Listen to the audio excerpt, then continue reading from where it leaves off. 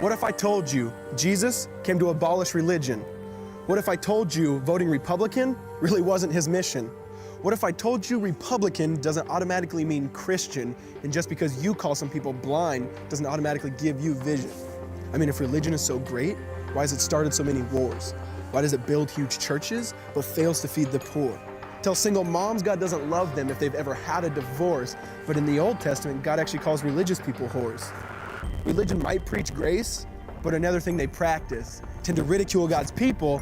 They did it to John the Baptist. They can't fix their problems, and so they just mask it, not realizing religion's like spraying perfume on a casket. See, the problem with religion is it never gets to the core. It's just behavior modification, like a long list of chores. Like, let's dress up the outside, make it look nice and neat. But it's funny, that's what they used to do to mummies while the corpse rots underneath. Now I ain't judging, I'm just saying, quit putting on a fake look. Because there's a problem if people only know that you're a Christian by your Facebook. I mean, in every other aspect of life, you know that logic's unworthy. It's like saying you play for the Lakers just because you bought a jersey. See, this was me too, but no one seemed to be onto me. Acting like a church kid while addicted to pornography. See, on Sunday I'd go to church, but Saturday getting faded, acting if I was simply created to just have sex and get wasted. See, I spent my whole life building this facade of neatness, but now that I know Jesus, I boast in my weakness.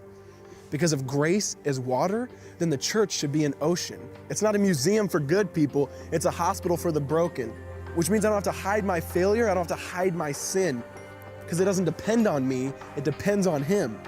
See, because when I was God's enemy, and certainly not a fan, He looked down and said, I want that man. Which is why Jesus hated religion, and for it He called them fools. Don't you see so much better than just following some rules? Now let me clarify.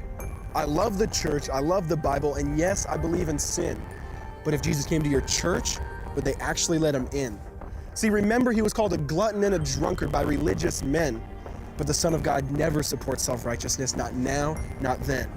Now back to the point, one thing is vital to mention.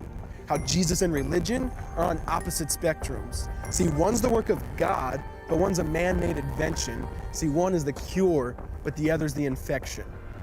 See, because religion says do, Jesus says done. Religion says slave, Jesus says son.